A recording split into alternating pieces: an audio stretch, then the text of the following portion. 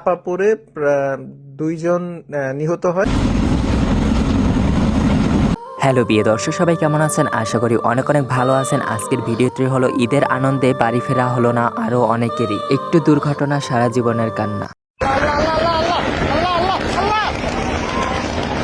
Launch থেকে তাড়াহুড়া করে নামতে গিয়ে ভয়াবহ দুর্ঘটনা, মৃত্যু।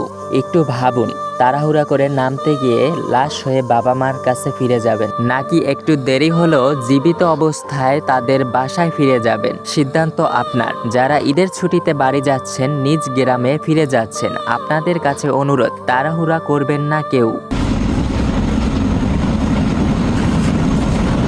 আপনাদের কাছে অনুরোধ, একটু দেরি হলেও নিরাপদে ফিরুন আপনার প্রিয় বাবা মার কাছে। আপনার নিরাপত্তা সবচেয়ে গুরুত্বপূর্ণ বেঁচে থাকার জন্য। আমাদের চ্যানেলে নতুন হয়ে থাকলে চ্যানেলটি সাবস্ক্রাইব করবেন, লাইক, কমেন্ট, শেয়ার করবেন। ভিডিওটি এই পর্যন্ত। সবাই ভালো থাকবেন, সুস্থ থাকবেন। খোদা হাফেজ।